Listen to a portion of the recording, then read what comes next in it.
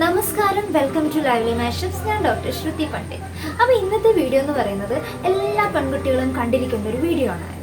വളരെ സർവ്വസാധാരണമായ ഒരു പ്രശ്നത്തെ നമുക്ക് എങ്ങനെ ചെറിയ ചെറിയ രീതിയിൽ നേരിടാമെന്നുള്ള ഒരു കാര്യം പറയാനാണ്.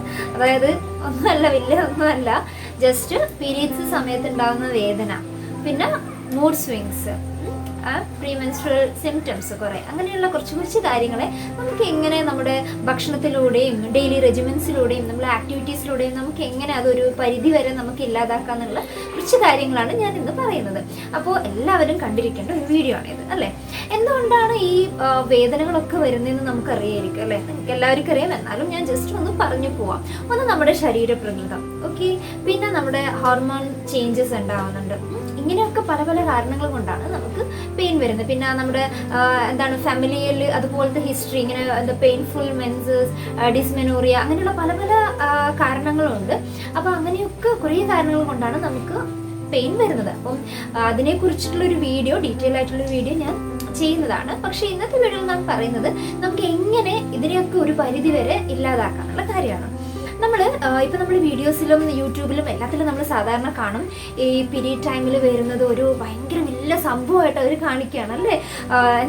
ഒരാൾ ഇങ്ങനെ ഇരിക്കുക, പിന്നെ വെറുതെ ഇരുന്ന് കുറേ ചോക്ലേറ്റ് കഴിക്കുകയാണ്, പിന്നെ ചോക്ലേറ്റ് കഴിച്ചുകൊണ്ടിരിക്കുകയാണ്, ഭയങ്കര പെയിൻ അവർ കാണിക്കുകയാണ്, പിന്നെ ഭയങ്കര മൂഡ് സ്വിങ്സ് കാണിക്കുകയാണ്, തട്ടിക്കയറാണ്, ദേഷ്യം കാണിക്കുകയാണ്, ജോലി എടുക്കാൻ പോകാൻ പറ്റുന്നില്ല, അങ്ങനെ കുറേ കാര്യങ്ങൾ. അത് നമ്മളൊരു എൻ്റർടൈൻമെൻറ്റ് വീഡിയോൻ്റെ ഭാഗമായിട്ടും പല രീതിയിലും കാണിക്കുന്നുണ്ട്.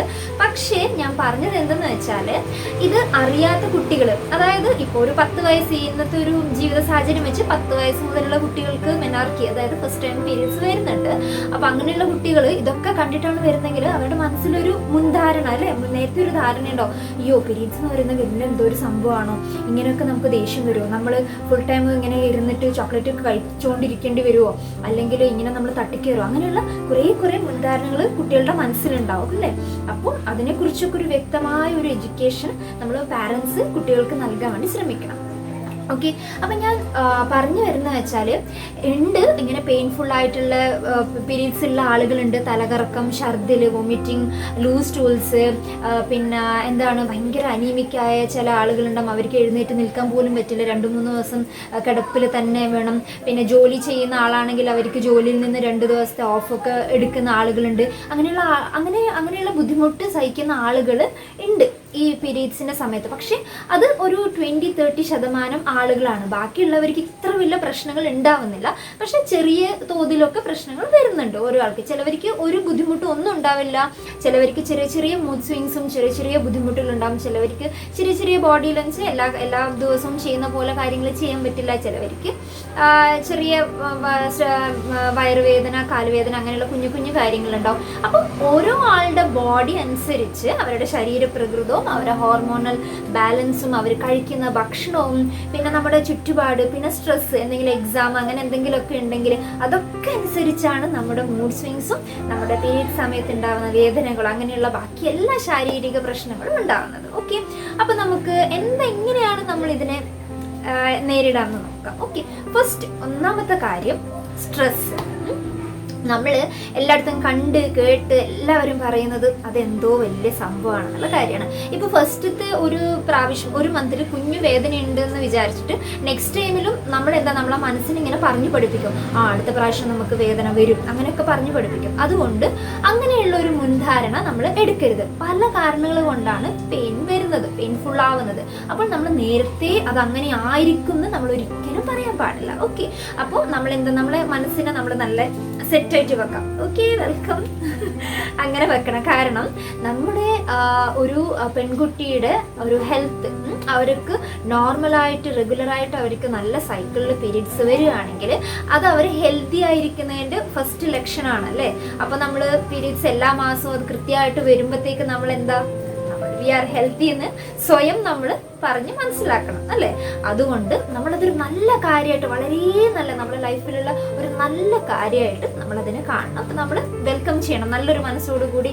നീ സമയത്ത് തന്നെ വന്നിരിക്കുന്നു, സോ വെൽക്കം എന്നുള്ള രീതിയിൽ നമ്മൾ അതിനെ കാണണം. അല്ലാതെ നമുക്ക് വേദന വരും, നമുക്ക് എക്സാം അറ്റൻഡ് ചെയ്യാൻ പറ്റില്ല, ജോലിക്ക് എങ്ങനെയാണ് പോകുന്നത്, ഞാൻ ഏത് ഡ്രസ്സ് ഇടും, എങ്ങനെ, അങ്ങനെയുള്ള കുറേ ചിന്തകൾ നമ്മൾ ഇങ്ങനെ വെറുതെ നമ്മുടെ മനസ്സിൽ ചിന്തിച്ചു കൂട്ടാൻ പാടില്ല. അപ്പം നമ്മളൊരു ഉത്കണ്ഠയോടും ഭയത്തോടും ഒരു നമുക്ക് ഇഷ്ടമല്ലാത്തൊരു കാര്യം പോലെയാണ് നമ്മൾ കാണുന്നത്. അപ്പോൾ അതും നമ്മളോട് അങ്ങനെ തന്നെ കാണിക്കും. സോ നമ്മൾ മൈൻഡ് സെറ്റ് ചെയ്ത് നല്ല സ്ട്രെസ് ഫ്രീ ആയിട്ട് നല്ല ഒരു റിലാക്സ് മൂഡിലായിരിക്കണം നമ്മൾ ഇതിനെ വെൽക്കം ചെയ്യുന്നത്. ഒന്നാമത്തെ കാര്യം. ഓക്കെ, രണ്ടാമത്തെ കാര്യം എന്ന് പറയുന്നത് ഫുഡ് ഭയങ്കര ഇമ്പോർട്ടൻ്റ് ആണ് കേട്ടോ. ഞാൻ എൻ്റെ പല വീഡിയോസിലും ഞാൻ പറഞ്ഞിട്ടുണ്ട്, ഫുഡ് നമ്മൾ ഹെൽത്തിയായി ഫുഡ് കഴിക്കുകയാണെങ്കിൽ നമ്മുടെ ഒരുവിധം എല്ലാ പ്രശ്നങ്ങൾക്കുള്ള ഒരു പരിഹാരം. കാരണം നമുക്ക് നമ്മുടെ ബോഡിയിൽ എല്ലാ പ്രവർത്തനങ്ങളും ഒരു നല്ല രീതിയിൽ നടക്കണമെങ്കിൽ folic acid, iron, calcium, vitamins, micro nutrients, macro nutrients എല്ലാത്തിൻ്റെ ആവശ്യമുണ്ട്. അപ്പം നമ്മൾ കുട്ടികൾ എന്ന് വെച്ചാൽ ആ ഒരു 10 മുതൽ ഒരു 18 വയസ്സിൻ്റെ അകത്തുള്ള കുട്ടികൾക്ക് ഒരു സ്പെഷ്യൽ ഒരു ഇതുണ്ട്, ഒരു നേച്ചർ ഉണ്ടല്ലേ. സാമ്പാറിലെ കഷ്ണം കഴിക്കില്ല, മീൻ പൊരിച്ചത് മാത്രമേ കഴിക്കൂ, ചിക്കൻ ഫ്രൈ മാത്രമേ കഴിക്കൂ, പിന്നെ ഉരുളക്കിഴങ്ങ് മാത്രമേ കഴിക്കൂ, പയറ് കഴിക്കില്ല, അച്ചിങ്ങ കഴിക്കില്ല, അങ്ങനെ കുറേ നമ്മൾ ഇങ്ങനെ ഉണ്ടല്ലോ. കുട്ടികൾക്ക് എല്ലാവർക്കും ഉണ്ട്. പക്ഷെ അങ്ങനെ നമ്മൾ ഒരിക്കലും ചെയ്യരുത്. കാരണം നമ്മുടെ ബോഡിയിലേക്ക് എല്ലാം ഒരു ബാലൻസ് ഡയറ്റായിട്ട് വേണം, ഒരു സമീകൃത ആഹാരം. നമ്മുടെ ബോഡിയിൽ നമുക്ക് ആവശ്യത്തിന് ഹീമോഗ്ലോബിനും ഒക്കെ ഉണ്ടെങ്കിൽ മാത്രമേ നമുക്ക് ഒരു ഹെൽത്തി ബോഡി ഉണ്ടാവും. അപ്പം ഹെൽത്തി ബോഡി ഉള്ള സമയത്ത് നമുക്ക് ഈ പീരീഡ്സിൻ്റെ സമയത്ത് വരുന്ന തലകറക്കം, ക്ഷീണം, ഛർദ്ദിക്കാൻ തോന്നുക, അങ്ങനെയുള്ള ബാക്കി ബുദ്ധിമുട്ടുകളൊക്കെ നമുക്ക് മാറ്റി നിർത്താൻ പറ്റും. ഓക്കെ, അതുകൊണ്ട് നമ്മളെപ്പോഴും ജങ്ക് ഫുഡ്, പിന്നെ ഒരുപാട് ഷുഗർ അടങ്ങിയിട്ടുള്ള ഭക്ഷണം, അങ്ങനെയുള്ള ഭക്ഷണങ്ങളൊക്കെ ഒന്ന് ഒഴിവാക്കാം. നമുക്ക് എപ്പോഴെങ്കിലുമൊക്കെ ആഗ്രഹം തോന്നുമ്പോൾ മാസത്തിൽ 1-2 തവണ കഴിക്കുന്നതുകൊണ്ട് പ്രശ്നമൊന്നുമില്ല. വീട്ടിലുണ്ടാക്കി കഴിക്കാൻ പറ്റുന്നുണ്ടെങ്കിൽ ഏറ്റവും നല്ലതാണ്. അല്ലെങ്കിൽ നമുക്ക് എപ്പോഴെങ്കിലും കഴിക്കാം, പക്ഷേ ഡെയിലി നമ്മൾ തോതിൽ നമ്മൾ അങ്ങനെയുള്ള ഫുഡ് കഴിക്കരുത്. നമ്മളെ ഫുഡിൽ എപ്പോഴും നമ്മൾ ഇൻക്ലൂഡ് ചെയ്യാൻ ശ്രദ്ധിക്കണം. എന്തൊക്കെ? ഈത്തപ്പഴം, എള്ളുണ്ട്, അതുപോലുള്ള കാര്യങ്ങൾ, പിന്നെ മുളപ്പിച്ച പയറ്, മുളപ്പിച്ച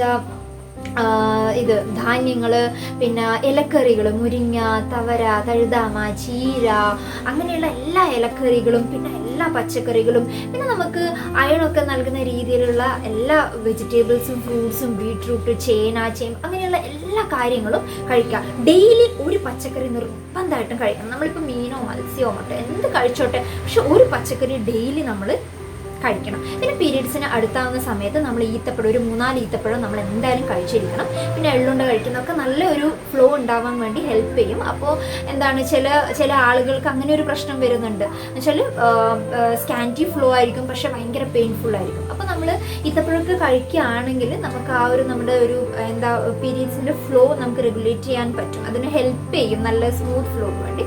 അപ്പോൾ ഉള്ള ആ ഒരു സ്പാസം എന്നുവെച്ചാൽ ഒരു കെട്ടി നിൽക്കുന്ന പോലത്തെ ഒരു വേദന നമുക്ക് ഉണ്ടാവില്ല. അതുകൊണ്ട് നന്നായിട്ട് അതുപോലുള്ള ഭക്ഷണങ്ങൾ കഴിക്കാൻ ശ്രമിക്കാം. പിന്നെ വെള്ളം ധാരാളം കുടിക്കാം. Stay hydrated. എല്ലാ കാര്യത്തിനും വെള്ളം നന്നായി കുടിക്കാം. ഇത് രണ്ടാമത്തെ കാര്യം. ഇനി മൂന്നാമത്തെ കാര്യം എന്ന് പറയുന്നത് നമ്മൾ ആക്റ്റീവ് ആയിട്ടിരിക്കണം എപ്പോഴും. നമ്മൾ ചടഞ്ഞു കൂടി ഇരിക്കുമ്പം നമ്മളെ ഹോർമോണും നമ്മുടെ ശരീരവും നമ്മളെ മസിൽസും എല്ലാം അതുപോലെ ആയിരിക്കും. അവരിങ്ങനെ മടി പിടിച്ച് ചടഞ്ഞു കൂടിയിരിക്കും.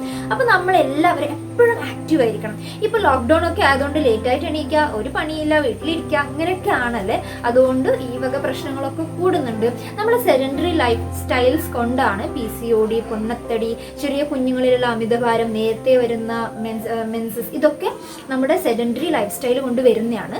അതുകൊണ്ട് എന്ത് ചെയ്യുക, നമ്മൾ നല്ല ആക്റ്റീവ് ആയിരിക്കണം. ഡെയിലി ഒരു 20 മിനിറ്റ്സ് മുതൽ, മിനിമം 20 മിനിറ്റ്സ് മുതൽ മാക്സിമം 1 hour 2 hour നിങ്ങളെ ഇഷ്ടത്തിന്, നിങ്ങളെ ആരോഗ്യം അനുവദിക്കുന്നത് വരെ നിങ്ങൾക്ക് നന്നായിട്ട് വർക്കൗട്ട് ചെയ്യുക. അതായത് നമ്മുടെ ഈ പെൽവിസിൻ്റെ താഴെയുള്ള മസിൽസ്, നമ്മളെ പിന്നെ പെൽവിസ് മസിൽസിനും നമ്മുടെ തൊട മസിൽസിനും അതിനൊക്കെ നല്ല സ്ട്രെങ്ത് നൽകുന്ന പോലത്തെ എല്ലാ എക്സസൈസും നമുക്ക് ചെയ്യാം. അത് സ്കിപ്പിംഗ് ആയിക്കോട്ടെ, സൈക്ലിംഗ് ആയിക്കോട്ടെ, ജോഗിങ് ആയിക്കോട്ടെ, അല്ലെങ്കിൽ അതുപോലുള്ള പല എക്സസൈസും നമ്മൾ ചെയ്തിരിക്കണം, നിർബന്ധമായിട്ട് ചെയ്തിരിക്കണം. അങ്ങനെയാണെങ്കിൽ നിങ്ങൾ ചെയ്തു നോക്കൂ. ഇതൊരു ചാലഞ്ച് പോലെ എടുത്തിട്ട് വേണമെങ്കിൽ ചെയ്തു നോക്കൂ. നിങ്ങൾക്ക് സാധാരണ ഉള്ളതിലും വളരെ കുറവ് പെയിനും മൂഡ് സ്വിങ്സ് മാത്രമേ നിങ്ങൾക്ക് ഉണ്ടാവുകയുള്ളൂ. ഓക്കെ, നിങ്ങളൊന്ന് ട്രൈ ചെയ്ത് നോക്കുക. നമ്മൾ നന്നായി എക്സസൈസ് ഡെയിലി നമ്മൾ നമ്മുടെ ശരീരത്തിനെ നോക്കാൻ വേണ്ടി മിനിമം 20 മിനിറ്റ്സ് എങ്കിലും കൊടുത്തിരിക്കണം. ഓക്കെ, പിന്നെ നമുക്ക് ചെയ്യാൻ പറ്റുന്നത് യോഗയാണ്. പക്ഷേ ഒരു കാര്യമുണ്ട്, യോഗ ചെയ്യുമ്പോൾ എപ്പോഴും നമ്മൾ ഒരു ഇൻസ്ട്രക്ടർ അടുത്ത് പോയിട്ട് മാത്രമേ നമ്മൾ ചെയ്യാൻ പാടുള്ളൂ. കാരണം നിങ്ങൾ നോക്കൂ, ടി വിയിൽ പല പല യോഗാസ് ഇപ്പോൾ കാണിക്കുന്നുണ്ട്. PMSന് ഇതുപോലുള്ള യോഗ, ലൈക്ക് ഭുജംഗാസനം, ഗോമുഖാസനം, അങ്ങനെ ഒരുപാട് ആസനങ്ങൾ കാണിക്കുന്നുണ്ട്. പക്ഷേ നിങ്ങളിപ്പോൾ ടി വി നോക്കിയിട്ട് നമ്മളത് കോപ്പി ചെയ്യാണ്. നമ്മൾ ഗോമുഖാസനം ഇങ്ങനെ വെച്ചിട്ടാണ് അങ്ങനെയൊക്കെ പറയുമ്പോൾ നമ്മൾ ചെയ്യുന്നത് അത് ശരിയല്ലെങ്കിലോ? നോക്കൂ, ഇപ്പം നമ്മൾ ടി വി കണ്ട് ചെയ്യുമ്പോൾ നമ്മളിപ്പോൾ ഏതെങ്കിലും ഒരു പോസ്റ്റർ തെറ്റായിട്ട് ചെയ്യുന്നെങ്കിൽ അത് നമുക്ക് തെറ്റായിട്ട് ചെയ്യുകയാണെങ്കിൽ അത് തിരുത്തി തരാൻ ആരും ഇല്ലല്ലോ. സോ ഫസ്റ്റ് യോഗ ചെയ്യുന്നതിനേക്കാളും മുന്നേ ഒരു ക്വാളിഫൈഡ് ആയിട്ടുള്ള, ഒരു ജെന്യൂൻ ആയിട്ടുള്ള ഒരു ഇൻസ്ട്രക്ടർ അടുത്ത് പോയിട്ട് നമ്മൾ യോഗ അഭ്യസിച്ച ശേഷം മാത്രമേ നമ്മൾ കണ്ടിന്യൂ ചെയ്യാൻ പാടുള്ളൂ. അതുകൊണ്ടാണ് ഞാൻ യോഗാസ് ഇപ്പോൾ കാണിച്ചു തരാത്തത്. ഓക്കെ, അപ്പോൾ നമ്മൾ എപ്പോഴും ഒരു ഇൻസ്ട്രക്ടർ അടുത്ത് പോയിട്ട് പഠിച്ചതിന് ശേഷം മാത്രം യോഗ ശീലിച്ച് തുടങ്ങുക. വെറുതെ നമ്മളിങ്ങനെ കണ്ടിട്ട് ചെയ്യുന്നത് അത് എൻ്റെ ഒരു അഭിപ്രായത്തിൽ അത്ര നല്ലതല്ല. ഓക്കെ, അപ്പോൾ നമ്മൾ എന്തൊക്കെ ഫുഡ്, ആദ്യം മൈൻഡ് സെറ്റ്, പിന്നെ രണ്ടാമത് ഫുഡ്, പിന്നെ നന്നായി വെള്ളം കുടിക്കുക, സ്റ്റേ ആക്റ്റീവ്, പിന്നെ യോഗ. ഇത്രയും കാര്യങ്ങൾ നമ്മൾ ശ്രദ്ധിക്കുകയാണെങ്കിൽ നിങ്ങൾ നോക്കൂ, നിങ്ങൾ ചാലഞ്ചായിട്ട് നോക്കുക. നിങ്ങൾ നെക്സ്റ്റ് മന്ത് ഇന്ന് മുതൽ നിങ്ങൾ ഈ കാര്യങ്ങൾ ശീലിക്കുക. നെക്സ്റ്റ് മന്ത് എനിക്ക് കമൻസ് അയക്കുക എങ്ങനെയുണ്ട് വ്യത്യാസം. ഓക്കെ, ഒരു ചാലഞ്ചായിട്ട് ഏറ്റെടുക്കുക. പിന്നെ പറയുന്ന കാര്യം എന്ന് വെച്ചാൽ, ഞാൻ കുറേ ആളുകൾ ചെയ്യുന്ന കണ്ടിട്ടുണ്ട്. നമ്മൾ ഒരു പെയിൻഫുൾ പീരീഡ്സ് ഉള്ള ഒരാളാണ്, അപ്പോൾ നമ്മുടെ ഫ്രണ്ടോ അല്ലെങ്കിൽ ഫ്രണ്ടിൻ്റെ ബന്ധുവോ അല്ലെങ്കിൽ അപ്പുറത്തെ വീട്ടിലെ ഒരാളോ ഒരു ടാബ്ലറ്റ് കഴിക്കുന്നുണ്ട്. ഓക്കെ, അവർക്ക് പെയിൻഫുൾ തീരെ സഹിക്കാൻ പറ്റാത്തതുകൊണ്ട് ഡോക്ടേഴ്സ് എഴുതി കൊടുത്തായിരിക്കും. അപ്പോൾ അവർക്കൊരു റിലീഫ് കിട്ടിയെന്ന് വിചാരിച്ചിട്ട് നമ്മളും അതേ ഗുളിക വാങ്ങിച്ച് നമ്മൾ കഴിക്കും. ശരിക്കും അത് വളരെ തെറ്റായ ഒരു കാര്യമാണ്. കാരണം അവർ ഡോക്ടറെ അടുത്ത് പോയിട്ട് അവരുടെ ശരീരത്തിന്, അവരുടെ പെയിനിന് അനുസരിച്ചിട്ടുള്ള ഒരു മരുന്നായിരിക്കും അവരുടെ ഡോക്ടർ കൊടുത്തിട്ടുണ്ടാവുക. നമ്മുടെ എല്ലാവരുടെ ബോഡി ഒരുപോലെ അല്ലല്ലോ. അപ്പോൾ അവർക്ക് കൊടുത്ത മരുന്ന് നമുക്ക് സൂട്ട് ആവണമെന്നില്ല.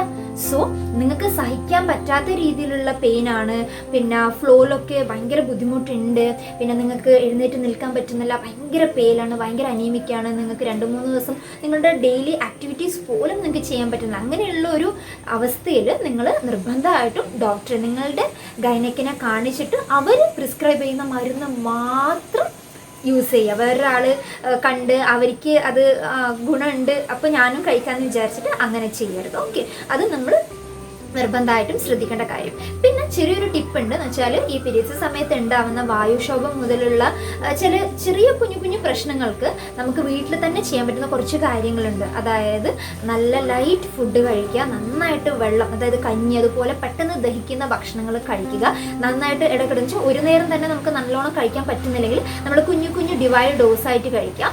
പിന്നെ പീരീഡ്സ് തുടങ്ങുന്നതിനേക്കാൾ ഒരു 10 ദിവസം മുന്നേ മുതൽ നമ്മളൊരു ഡെയിലി ഒരു 4 ഈത്തപ്പഴം, ഒരു എള്ളുണ്ട, ആ രീതിയിൽ നമ്മൾ കഴിച്ചു വരിക. പിന്നെ ചെയ്യാൻ പറ്റുന്ന കാര്യം, നമ്മൾ ഹോട്ട് വാട്ടർ ബാഗ് നമുക്ക് യൂസ് ചെയ്യാം. പിന്നെ ചെയ്യുന്നത് എണ്ണ തേച്ച്, അതിനേക്കാളും ഒരു 3-4 ദിവസം മുന്നേ നമുക്ക് എണ്ണ തേച്ച് കുളിക്കാം. പിന്നെ നമുക്ക് ചെയ്യാൻ പറ്റുന്ന കാര്യം എന്ന് വെച്ചാൽ, ഒരു കുഞ്ഞു ടിപ്പാണ്, നമ്മുടെ വീട്ടിലെ സാധാരണ ജീരകമില്ലേ, അത് ജസ്റ്റ് ഒന്ന് റോസ്റ്റ് ചെയ്യാം. എണ്ണ ഒന്നല്ല, ജസ്റ്റ് ഒന്ന് റോസ്റ്റ് ചെയ്യുക. റോസ്റ്റ് ചെയ്തിട്ട് അതിൽ 1 ഗ്ലാസ് വെള്ളം ഒഴിക്കാം. വെള്ളം ഒഴിച്ചിട്ട് നന്നായി ബോയിൽ ചെയ്യാം. എന്നിട്ട് അത് പകുതിയാക്കുക, കുറുക്കിയെടുക്കുക. എന്നിട്ട് ആ വെള്ളത്തിൽ ഒരു തുള്ളി നെയ്യ് ഇട്ടിച്ചിട്ട് ഇങ്ങനെ സിപ്പായിട്ട് കുടിച്ചുകൊണ്ടിരിക്കുക. കാരണം ഈ ജീരകം എന്ന് പറയുന്നത് ബോഡി കുറച്ച് ഹീറ്റ് ഉണ്ടാക്കും. ഹീറ്റ് ഉണ്ടാക്കുമ്പോൾ ഒബ്വിയസ്ലി നമുക്കുള്ള ഫ്ലോ ഉണ്ടല്ലോ, അതിപ്പോൾ എന്തെങ്കിലും ഒരു റീസൺ കൊണ്ട് നിൽക്കുകയാണെങ്കിൽ അതിന് നല്ലൊരു സ്മൂത്ത് ഫ്ലോ നമുക്ക് തരും. അപ്പോൾ ഡിസ്മെനോറിയ പോലുള്ള ഒരു സ്പാസമായിട്ടുള്ളൊരു വേദന ഉണ്ടല്ലോ, അതിൽ നിന്ന് നമുക്ക് നല്ലൊരു റിലീഫ് കിട്ടും. ഓക്കെ, അപ്പോൾ ഇതൊക്കെ കുഞ്ഞു നമുക്കിതൊക്കെ നമുക്കിതൊക്കെ ചെയ്തിട്ട് നമുക്ക് തീരെ ഒരു കുറവില്ലെന്നുണ്ടെങ്കിൽ നമ്മൾ വൈദ്യസഹായം തേടേണ്ടതാണ്. അപ്പോൾ നമ്മൾ സ്ട്രെസ് ഫ്രീ ആയിരിക്കണം. ഓക്കെ, പിന്നെ നല്ല ഫുഡ് കഴിക്കുക, പിന്നെ നന്നായി വെള്ളം കുടിക്കുക, ആക്റ്റീവ് ആയിട്ടിരിക്കുക, വീട്ടിലെല്ലാം അടിച്ചു വാരുക, അതുപോലുള്ള കാര്യങ്ങളൊക്കെ നമുക്ക് തന്നെ ചെയ്യാൻ പറ്റും. അപ്പോൾ ഇതൊക്കെ ചെയ്യാം നന്നായിട്ട്. ഓക്കെ, ഇതൊക്കെ ഒരു എക്സസൈസ് ആയിട്ട് കണക്കാക്കും. നിങ്ങൾക്ക് ഇഷ്ടമില്ലെങ്കിൽ ചെയ്യണമെന്നില്ല, പക്ഷെ എക്സസൈസ് നിർബന്ധമായിട്ട് ചെയ്തിരിക്കണം. ഓക്കെ, അപ്പോൾ എന്താണ്, നിങ്ങൾക്ക് എല്ലാവർക്കും നല്ലൊരു ഹാപ്പി പീരീഡ് ടൈം ഉണ്ടാവട്ടെ എന്ന് ആശംസിച്ചുകൊണ്ട് ഞാൻ ഈ വീഡിയോ നിർത്തുകയാണ്.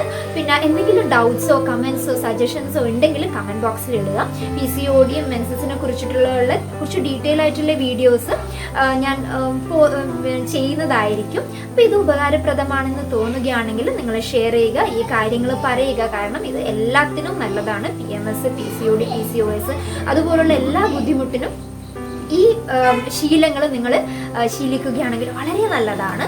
അപ്പോൾ എന്താ, ഇതുവരെ എൻ്റെ ചാനൽ ആദ്യമായിട്ട് കാണുന്ന ആളുകളുണ്ടെങ്കിൽ മറ്റുള്ള വീഡിയോസ് ഒന്ന് നോക്കുക. ഇഷ്ടപ്പെടുകയാണെങ്കിൽ നിങ്ങൾക്ക് ഇതുപോലുള്ള വീഡിയോസ് കിട്ടാൻ താല്പര്യമുണ്ടെങ്കിൽ സബ്സ്ക്രൈബ് ചെയ്യണേ പ്ലീസ്. പിന്നെ സബ്സ്ക്രൈബ് ചെയ്യുന്ന സമയത്ത് ആ ബെൽ ബട്ടൺ ഒന്നുകൂടെ പ്രസ് ചെയ്യണം, എങ്കിൽ മാത്രമേ ആ നോട്ടിഫിക്കേഷൻസ് ഒക്കെ കിട്ടുകയുള്ളൂ. അപ്പോൾ എന്താ, stay safe, stay healthy, stay happy. By.